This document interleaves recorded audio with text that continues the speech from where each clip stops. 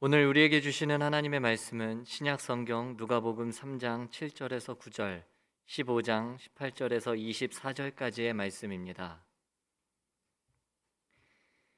이제 제가 하나님의 말씀을 봉독하겠습니다. 요한이 세례받으러 나오는 무리에게 이르되, 독사의 자식들아, 누가 너희에게 일러 장차올 진노를 피하라 하더냐. 그러므로 회개에 합당한 열매를 맺고 속으로 아브라함이 우리 조상이라 말하지 말라. 내가 너희에게 이르노니 하나님이 능히 이 돌들로도 아브라함의 자손이 되게 하시리라. 이미 도끼가 나무 뿌리에 놓였으니 좋은 열매 맺지 아니하는 나무마다 찍혀 불에 던져지리라. 내가 일어나 아버지께 가서 이르기를, 아버지, 내가 하늘과 아버지께 죄를 지었사오니 지금부터는 아버지의 아들이라 일컬음을 감당하지 못하겠나이다. 나를 품꾼의 하나로 보소서 하리라 하고 이에 일어나서 아버지께로 돌아가니라. 아직도 거리가 먼데 아버지가 그를 보고 측은히 여겨 달려가 목을 안고 입을 맞추니 아들이 이르되, 아버지, 내가 하늘과 아버지께 죄를 지었사오니 지금부터는 아버지의 아들이라 일컬음을 감당하지 못하겠나이다 하나, 아버지는 종들에게 이르되 제일 좋은 옷을 내어다가 입히고 손에 가락지를 끼우고 발에 신을 신기라. 그리고 살찐 송아지를 끌어다가 잡으라. 우리가 먹고 즐기자.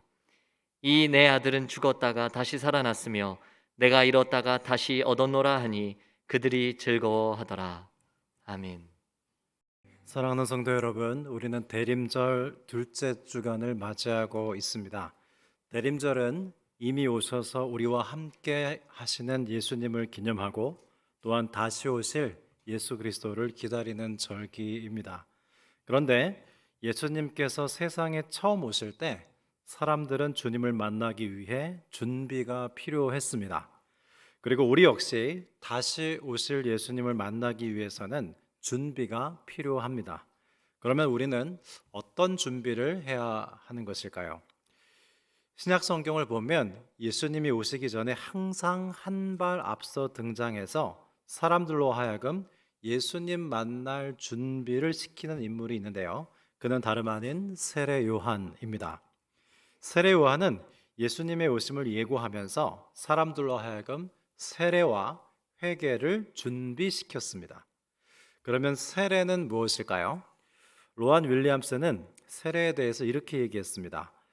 세례를 받는다는 것은 하나님께서 처음에 의도하셨던 인간성을 회복하는 것이다. 우리가 세례를 받을 때 하나님이 처음 우리에게 주신 인간성을 회복한다는 것이죠. 세상은 우리로 하여금 끊임없이 성공을 추구하도록 하고요. 또 경쟁에서 이겨야 한다고 부추기고 사물을 지배하는 인간성을 갖도록 합니다. 그 결과 우리에게 하나님이 하나님 되시지 못하도록 하고 우리는 서로에게 좋은 이웃이 되기 어렵죠. 우리는 그렇게 하나님께서 주신 인간성을 잃어버리곤 합니다. 그러나 우리가 세례를 받는 순간 예수님께서 세례를 받으실 때 성부 하나님께로부터 들었던 음성을 듣게 되는데 그것은 바로 이는 내 사랑하는 아들이요 나의 기뻐하는 자라라는 음성입니다. 우리는 세례를 받음으로 하나님께서 사랑하시는 자가 되고 하나님께서 기뻐하시는 자가 돼서 하나님께서 주신 인간성을 회복하게 됩니다. 그 결과 하나님을 의지하게 되고 서로에게 좋은 이웃이 될 수 있는 것이죠. 그러면 회개란 무엇일까요? 우리는 예수님을 만날 준비를 하면서 회개를 해야 됩니다. 첫 번째 대림절 주간에선 우리는 예수님을 기다리자고 했고요. 이제 두 번째 주간에서 예수님을 만나기 위해 준비해야 되는데 그것이 바로 회개입니다. 회개란 내가 세례를 받고 하나님을 아버지라고 부를 수 있게 된 바로 그 지점으로 돌아가서 다시 시작하는 것을 뜻합니다. 대개 우리는 회개의 이미지를 떠올려 볼 때 마치 법정에서 죄인에게 죄를 묻고 신문한 결과 그에 대한 자백을 받아내는 것 같은 그런 이미지를 회개라고 떠올리곤 합니다만은 영성적으로 접근하자면 회개란 하나님과 관계를 회복하는 것입니다. 좀 더 풀어서 설명하면 하나님께서 나를 받아주셨다는 것을 받아들이는 것이 회개예요. 오늘 설교 제목입니다. 여러분, 하나님께서 나를 받아주셨어요. 우린 그것을 받아들여야 합니다. 그게 바로 회개예요. 그런데 하나님께서 나를 받아주셨는데 내가 그 사실을 받아들이지 않으면 어떻게 될까요? 삭개오가 예수님을 보기 위해서 뽕나무 위로 올라갔습니다. 그때 예수님께서 삭개오에게 다가가서 물으셨죠. 삭개오야, 내가 오늘 내 집에 유해야 하겠다. 내가 너희 집에 하룻밤 머물러도 되겠니? 그런데 만일 삭개오가 아니 예수님, 저 같은 죄인의 집에 들어오시다니 안 됩니다 라고 예수님 맞아들이기를 거부했다면 어떻게 됐을까요? 삭개오에게 구원이 임하는 것이 방해를 받게 되겠죠. 여러분, 인간이 구원을 받기 위해서는 하나님께서 해주셔야 하는 부분이 있고요, 신비롭게 인간이 응답해야 하는 부분이 있습니다. 이 두 가지가 다 필요합니다. 하나님께서 해주셔야 할 부분은 무엇일까요? 죄인을 의롭다고 선언해 주시는 칭의와 죄인으로 하여금 주 예수님을 닮도록 도우시는 성화의 은총입니다. 이것은 인간이 할 수 없어요. 하나님께서 해 주셔야 합니다. 그러면 인간이 해야 되는 것은 무엇일까요? 우리 인간은 믿음을 가져야 됩니다. 믿음으로 응답해야 되고요. 회개하는 것은 인간의 몫입니다. 주 예수님께서 의롭다 칭해 주실 때 우리는 아멘으로 받아들이고 화답할 수 있어야 합니다. 우리는 누가복음 15장의 탕자의 비유에서 아버지의 받아주시는 은혜를 떠났다가 돌아오는 두 사람을 목격하게 되는데요. 그것은 다름 아닌 탕자와 탕자의 형입니다. 본문을 2막으로 나누어 보면 1막은 둘째 아들이 아버지를 떠나는 이야기이고요, 2막은 첫째 아들이 아버지를 떠나는 이야기입니다. 그러면 둘째 아들인 탕자는 왜 아버지를 떠나려고 했을까요? 여러분, 하나님이 사람과 만나 주실 때 하나님과 사람이 만난다는 것은 신격 대 인격의 만남일 뿐만 아니라 하나님의 뜻과 인간의 뜻의 만남이기도 합니다. 그런데 하나님의 뜻이 나의 뜻과 같을 때도 있지만 다를 때도 많죠. 나의 뜻이란 건 되게 자기 중심적일 때가 많습니다. 그리고 눈앞의 이익에만 집착하는 경향이 있는 반면 하나님의 뜻은요, 어느 한 사람에게뿐만 아니라 모두에게 유익합니다. 그리고 장기적으로 더욱 선합니다. 그때 우리는 우리의 뜻을 내려놓고 하나님의 뜻에 순종해야 함에도 불구하고 우리의 죄된 본성은 나의 뜻을 좀처럼 포기하려고 하지 않죠. 바로 그때 우리는 하나님과 거리를 두기 시작하는 겁니다. 요나서에서 등장하는 요나의 뜻은 니느웨가 망하는 것이었고요, 하나님의 뜻은 니느웨와 이방 민족들도 구원하시는 것이었죠. 요나는 자신의 뜻을 관철시키고 싶어 했고 하나님의 뜻이 싫었습니다. 그래서 요나가 어떻게 하죠? 하나님을 떠나버립니다. 예수님의 제자들은 예수님을 만난 다음 우리가 메시아를 만났다 하고 기뻐했습니다. 하지만 그들은 다른 생각이 있었는데요, 나중에 예수님의 좌편에 우편에 한 자리씩 차지할 뜻을 갖고 있었습니다. 그런데 그 메시아가 십자가에 죽게 된다는 것을 알았을 때 모두 다 예수님을 떠나가 버렸죠. 본문에서 유추할 수 있는 바 아버지의 뜻은 둘째 아들이라는 존재와 그 아들과의 관계를 소중히 여기는 것이었습니다. 그러나 둘째 아들의 뜻은 아버지의 존재와 아버지와의 관계보다는 아버지의 소유에 더 관심이 많았던 것 같습니다. 그래서 그는 아버지를 떠나되 유산을 달라고 조르죠. 그런데 여러분, 이미 아시는 것처럼 유산이란 아버지가 돌아가신 다음에 받을 수 있는 것 아닙니까? 그러니까 둘째 아들의 말을 달리 표현하면 이렇게 됩니다. 아버지께서 빨리 돌아가셨으면 좋겠습니다. 그래야 내가 유산을 받을 수 있으니까요. 그런데 빨리 돌아가실 것 같지 않으니까 돌아가셨다고 치고 지금 유산을 주시지요, 이런 말입니다. 여러분, 이게 정상적인 사고를 하는 사람의 생각입니까? 나중에요, 탕자가 아버지께 돌아올 생각을 할 때 누가복음 15장 17절에 이런 구절이 있습니다. 이에 스스로 돌이켜 이르되, 이 부분을 다른 말로 번역하면 탕자가 정신이 들었다, 정신이 돌아왔다, 이런 뜻이 됩니다. 사람이 회개할 때요, 그 상태가 정신이 드는 것과 같은 상태와 비슷하다고 합니다. 그래서 그와 대조적으로 아직 생존해 있는 아버지의 유산을 받아 떠나려는 이 탕자의 모습을 나중에 정신이 돌아온 모습과 대조해서 제정신이 아닌 상태로 보기도 합니다. 그런데 이 아버지의 반응은 더 기가 막힙니다. 정말로 이 아들에게 유산을 나눠줬습니다. 아마도 이 아버지의 재산은 부동산이었을 것이고 아버지는 유산을 물려주기 위해서 땅을 팔았을 터인데 당시 땅은 그 소유주의 정체성과 동일했습니다. 그래서 아버지에게 있어서 땅을 파는 것은 자기 자신을 파는 것과도 같았습니다. 동네에서는 난리가 났을 겁니다. 이 사건은 단순히 아버지가 아들에게 땅을 팔아 유산을 물려준 것이 아니라 아버지가 아들에게 폭력을 당한 사건이기 때문입니다. 여러분, 나라는 자아는요, 반드시 타자로 구성되어 있게 돼 있습니다. 나라는 자아는 나로만 구성되어 있는 게 아니에요. 가령 부모가 되려면 어떻게 해야 되죠? 자녀가 있어야 비로소 부모가 되는 거죠. 남편이 되려면 아내가 있어야 되고요. 아내가 되려면 남편이 있어야 됩니다. 따라서 나라는 자아는 타자로 구성되어 있는 것이죠.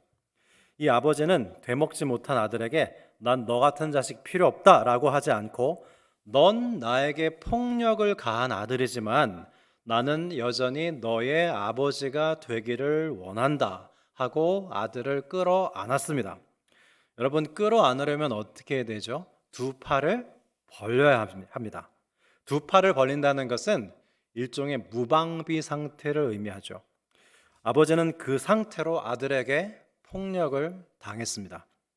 신학자 미로슬라브 볼프는 말하기를 하나님께서는 죄인된 자식들 없이 아버지가 되기를 원치 않으셨다. 우리의 아버지가 되시기 위해서 죄인들로 아버지를 구성하셨다는 거예요. 죄인들의 아버지가 되기를 원하셨습니다. 죄인들의 하나님이 되시고자 십자가 위에서 두 팔을 벌리셨다. 그 가운데 예수 그리스도께서는 인류에게 폭력을 당하셨다. 그렇게 이야기했습니다.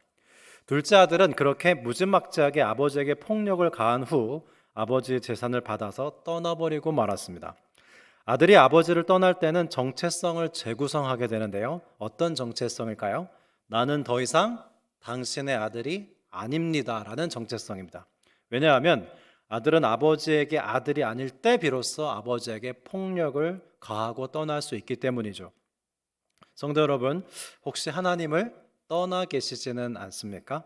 우리는 오늘 이 자리에 예배하러 왔음에도 불구하고 어느 정도 마음으로 하나님을 떠나 있을 수도 있습니다. 둘째 아들 탕자처럼 아버지에게 하나님, 솔직히 저는 하나님 자체보다는 하나님의 도우심으로 사업에 성공하는 데 관심이 있습니다. 그럴 수도 있고요. 사실 저는 하나님보다 하나님의 은혜로 우리 아이들 좋은 직장에 취업시키고 결혼 잘 시키는 데 관심이 있습니다. 그럴 수도 있습니다. 그런 마음도 나쁜 것은 아닙니다.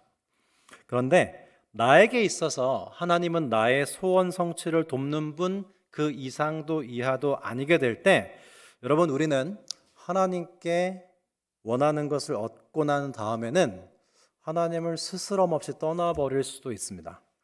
반대로 하나님께 원하는 것을 얻지 못할 때도 우리는 하나님을 떠나버릴 수 있습니다.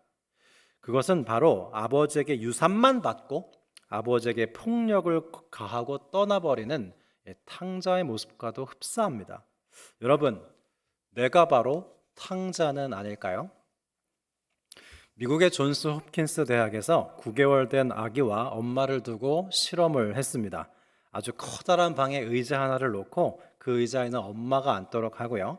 그리고 방의 사방에 재미있는 장난감들을 여기저기 흩어 놓았습니다. 그때 아기는 두 가지 행동 방향을 갖게 되는데요. 하나는 엄마로부터 떠나는 탐구 행위고요. 또 다른 하나는 다시 엄마에게 돌아가는 애착 행위입니다.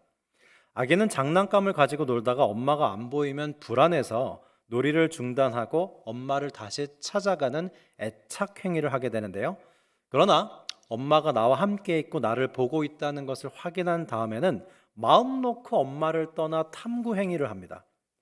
이 탐구 행위를 통해서 아기는 지능이 발달하고 인격도 독립적으로 자라게 되는데, 아기에게 이런 탐구 행위가 가능하려면 먼저 애착 행위가 선행돼야 된다는 것이죠.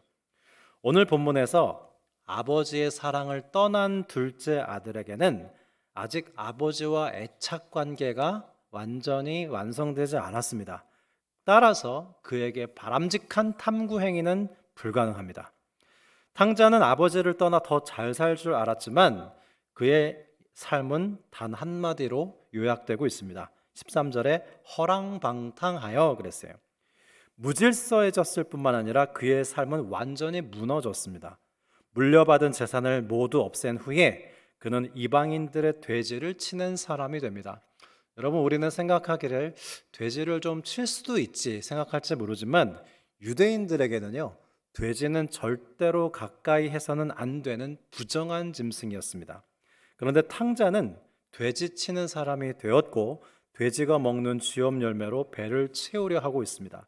여러분, 이것은 무엇을 의미하죠? 그가 아버지를 떠나자 자신의 정체성을 완전히 잊어버렸다는 걸 뜻합니다. 돼지를 치면서, 절대 가까이에서는 안 되는 돼지를 치면서 돼지가 먹는 열매를 먹으면서 돼지가 되려고 하고 있기 때문이죠. 여러분, 우리가 하나님을 떠나면요, 우리 자신을 잊어버리기 때문에 절대로 존귀해질 수가 없습니다. 아버지를 떠나왔던 탕자는 어느 날 정신이 들어서 아버지께 돌아갈 생각을 합니다.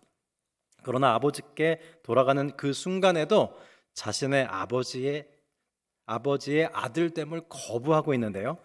탕자의 말을 좀 들어보십시오. 나는 품꾼의 하나로 돌아가리라. 아들로 돌아가는 것이 아니라 품꾼의 하나로 돌아가리라 그럽니다.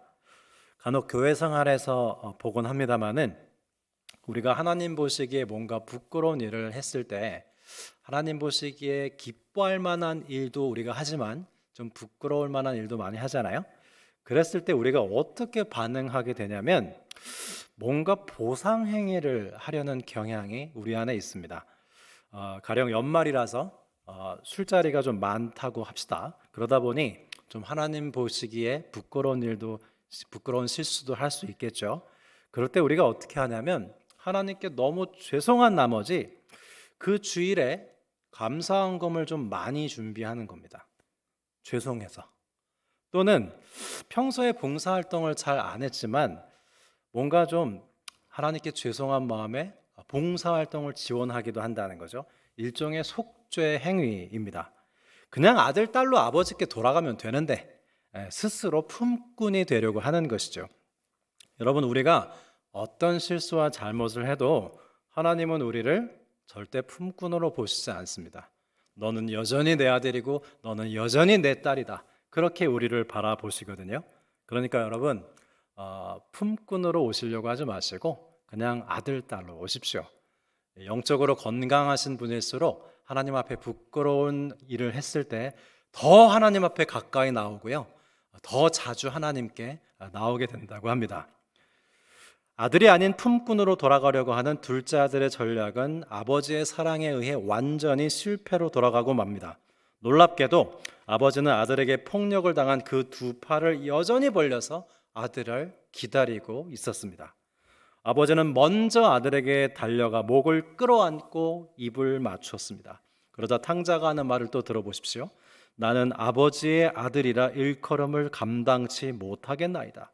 멋들어지게 회개하는 말 같지만 그는 아직도 아버지 앞에 자기 체면 치레를 하고 있습니다. 이런 말이 있습니다. 가룟 유다는 뉘우쳤지만 반성했지만 베드로는 회개했다. 가룟 유다가 예수님을 팔고 나서 후회하고 뉘우쳤습니다. 반성했어요. 그리고 어떻게 했습니까? 스스로 처벌했습니다. 그래서 이것은 회개가 아닙니다. 사실 여러분, 용서를 구한다는 것은요, 제가 잘못했습니다 하고 한없이 낮아지고 겸손해지는 것이거든요. 거긴 자존심이 없습니다. 그런데 가룟 유다는 그런 치욕을 겪기 싫었고 그래서 스스로를 처벌하고 맙니다. 그것은 교만입니다. 그는 예수님께서 용서해 주실 분이라는 것을 인정하지 못했기 때문에 스스로에게 가해한 것이고요. 여러분, 우리 마음이 오만할 때는 그렇게 회개 못하고 아버지께 돌아가지도 못합니다. 반면 베드로는요, 예수님을 3번 배반했어요. 요즘 말로 삼수했습니다. 그러나 그는 그저 못난 모습 그대로 예수님께 돌아가죠. 염치 없지만 예수님께 살아 돌아갑니다. 예수님께 받아들여지는 것을 받아들입니다. 그게 바로 회개예요. 여러분, 우리가 이 대림절 2주차를 보내면서 내가 아버지 하나님께 받아들여졌다는 것을 우리도 받아들일 때 예수님을 만날 준비가 되는 것입니다. 여러분, 거듭난 사람의 특징 중 하나가 뭔지 아십니까? 아무리 죄를 짓고 잘못을 했어도요, 하나님께서 나를 용서해 주실 거라는 믿음이 있는 것이 바로 거듭난 사람의 특징입니다. 그래서 죄책감에 시달리지 않아요. 죄의 지배를 받지 않아요. 얼른 사죄의 은총을 받아 누리면서 죄로부터 자유합니다. 그게 바로 거듭난 사람의 특징입니다. 사랑하는 성도 여러분, 내가 어떤 실수와 잘못을 했어도 아버지 하나님께서 나를 용서하실 것을 믿고 아버지께 나오십시오. 부끄러워하지 말고 죄책감의 노예가 되지도 말고 우리 아버지께 돌아갑시다. 하나님께서 나를 받아주셨는데 내가 뭔데 그 사랑을 거절한단 말입니까? 그건 거룩도 아니고 경건도 아니고 믿음도 아닙니다. 둘째 아들이 돌아오자 아버지는 하인들을 시켜서 아들의 정체성을 재구성하는데요, 제일 좋은 옷을 입히고 가락지를 끼우고 신발을 신깁니다. 첫 번째로 옷은요, 의를 상징해요. 신약 성경에서 의란 하나님과의 바른 관계입니다. 옷을 입히시면서 아들아, 너와 나의 관계는 여전히 건재하단다. 두 번째로 가락지를 끼우는데요, 가락지는, 이 반지는 친자 확인입니다. 옛날에는 이 반지에 도장이 있었거든요. 그래서 너는 나의 진짜 아들로서 아버지의 권위를 대신 행사할 수 있다, 그런 의미로 반지를 끼워줬고요. 마지막 세 번째는 신발입니다. 당시 사회에는 종들은 신발을 신을 수 없었어요. 주인만 신발을 신었습니다.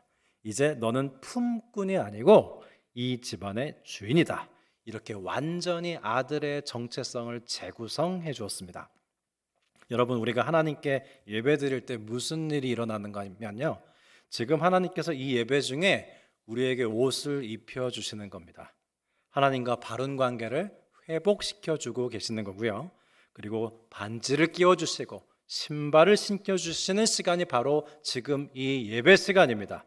우리가 매일 새벽 예배 드릴 때, 수요 예배 드릴 때, 주일 예배 드릴 때 다시 한번 내가 하나님의 자녀구나, 하나님의 친자 확인을 하고 하나님께 돌아오는 시간이 바로 이 예배 시간입니다. 그래서 여러분, 우리가 예배를 드리고 나면 기분이 좋아지잖아요.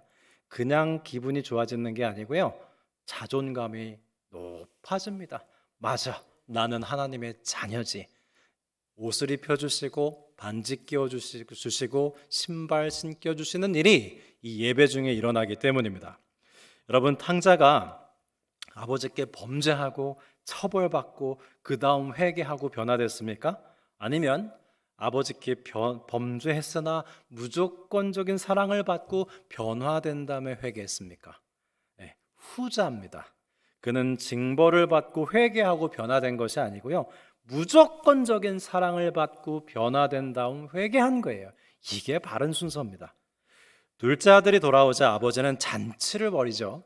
그런데 아버지도 탕자도 잔치 안에서 다시금 아버지가 되고 아들이 되면서 사랑의 관계를 회복하는 바로 그 순간, 이번에는 첫째 아들인 탕자의 형이 아버지를 떠나려고 합니다.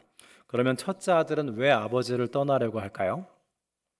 둘째 아들처럼 아버지의 뜻과 자신의 뜻이 달랐기 때문이에요. 이 첫째 아들의 뜻은 무책임하게 허랑방탕한 동생에게 징계가 내려지는 것이었습니다. 범죄한 동생은 절대 아버지의 아들로 받아들일 수도 없고 자신의 동생으로 받아들일 수도 없고 품꾼의 하나로 받아줄 수 있을 뿐입니다. 그런데 아버지의 뜻은 그런 동생을 다시 아들로 친자 확인해 줬거든요. 두 번째로, 아버지는 열심히 일한 자신에게 잔치를 해주시지 않고 방탕하고 무책임한 동생에게 잔치를 해주셨다는 것에 형은 시기하는 마음이 들었습니다. 그래서 첫째 아들은 동생을 받아들인 아버지로부터 마음으로 지금 떠나고 있어요. 여러분, 다른 사람을 시기 질투하는 마음을 깊이 들여다보면요, 그 사람에게 좋은 것을 허락하신 하나님께 대적하는 마음이 있다고 합니다. 아주 무서운 죄죠. 그래서 7가지 대죄 중 이 시기의 죄가 들어가요. 예를 들면 가인의 제사와 아벨의 제사 중 하나님께서 아벨의 제사만 받아주셨죠. 그래서 가인이 아벨을 미워하고 아벨을 죽이죠. 그런데요, 가인은 아벨을 미워했을 뿐만 아니라 아벨의 제사를 받아주신 하나님을 대적합니다. 하나님까지 가는 게 시기예요. 또한 사울 왕이요, 다윗을 시기하잖아요. 다윗을 시기하는데 사실은 사울이 다윗만 미워한 게 아니에요. 다윗에게 기름 부으신 하나님을 미워한 겁니다. 시기심은 반드시 상대방을 축복해 주신 하나님을 미워하고 대적하게 돼 있어요. 그래서 7가지 대죄 중 하나인 것입니다. 우리가 시기심에 빠지면요, 여러분, 빨리 겸손히 무릎을 꿇고 하나님께 돌아와 회개해야 합니다. 나도 모르게 상대방만 미워하고 있는 게 아니라 하나님께도 나는 지금 불만을 갖게 된 상태거든요. 성 어거스틴은 영적인 선은 아무리 쪼개어도 그 양이 줄어들지 않고 오히려 늘어난다고 했습니다. 쉽게 표현하면 마치 촛불의 불을 다른 초에 옮겨 붙여준다고 해서 이 초의 불빛이 희미해지지 않는 것처럼, 오히려 세상을 밝히는 빛이 더 늘어나는 것처럼 선의 총량은 한계가 없습니다. 근데 시기심에 빠진 사람은요, 선의 총량에 한계가 있다고 생각하고 다른 사람이 박수를 받으면 내가 받을 박수가 줄어든다고 착각하는 거죠. 큰아들은 아버지의 재산 중에 자신이 물려받을 재산이 줄어든 것에 화가 났고 동생을 시기하면서 아버지께까지 분노하고 있습니다. 그래서 본문을 원어로 보면 큰아들이요, 아버지를 아버지라고 부르지 않고 당신이라고 남을 부르듯 부르고요, 그리고 동생을 내 동생이 아니라 당신의 아들이라고 부르고 있습니다. 그리고는 큰아들도 아버지를 마음으로 떠나버리죠.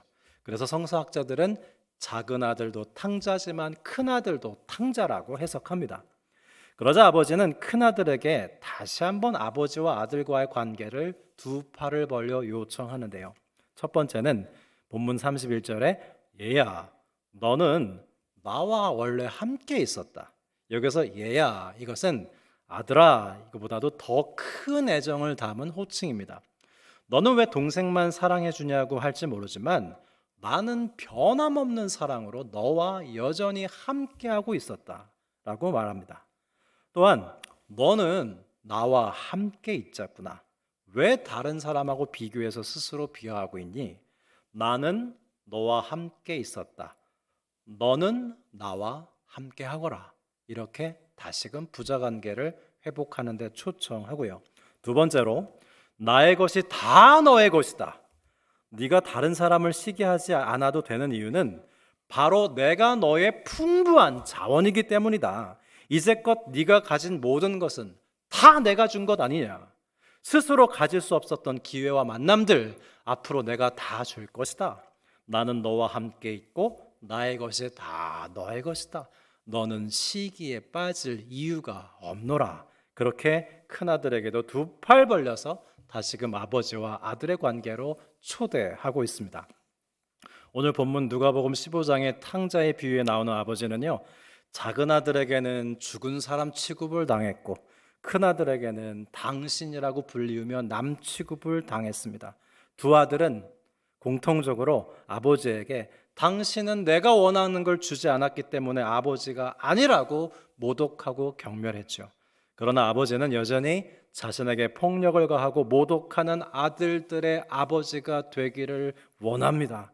여러분, 그게 바로 우리 하나님 아버지십니다. 그렇게 자신을 떠난 두 아들을 여전히 사랑하는 자녀로 아버지는 받아들이고 있습니다. 이것을 두 아들도 받아들여야죠. 사랑하는 성도 여러분, 우리는 지금 하나님 앞에 첫째 아들의 모습으로 서 있습니까? 둘째 아들의 모습으로 서 있습니까? 어떤 모습으로 지금 서 있든 이 대림절 기간에는 다시금 하나님께 돌아가십시다. 우리가 어떤 이유로든 하나님을 멀리하고 떠나 있다면 우리에게 이미 오셨고 다시 오실 예수 그리스도의 두 팔에 안겨 고백하십시다. 주 예수님, 저는 당신을 떠날 수 없습니다. 아직도 주님께 이해할 수 없는 것이 많지만 그럼에도 불구하고 저는 여전히 아버지의 아들이기 원하고 아버지의 딸이기를 원합니다. 라고 고백하십시다. 성도 여러분, 우리는 하나님께 받아들여진 자녀라는 것을 받아들여야 합니다. 그 회개의 은총이 이 대림절 둘째 주에 우리에게 넘치도록 임하시기를 기원합니다. 기도드리겠습니다. 하나님 아버지, 우리는 아버지께 원하는 것을 얻지 못하면 언제든지 스스럼 없이 마음으로 아버지를 떠나곤 하였음을 고백합니다. 그러나 아버지 하나님께서는 오늘도 우리를 불러 옷 입히시고 반지를 끼우시고 신을 신기십니다. 예배 가운데 너는 여전히 내 아들이며 나의 딸이라고 말씀하십니다. 대림절 둘째 주를 맞이하여 우리의 삶에 하나님을 떠난 마음과 모든 부분이 아버지께 이만 돌아오게 하여 주옵소서. 우리가 아버지 하나님께 받아들여진 존재라는 것을 겸손히 받아들이며 구원의 감격을 누리게 하여 주옵소서. 지금도 우리를 두 팔 벌려 받아주시는 주 예수 그리스도 이름으로 감사하며 기도드립니다. 아멘.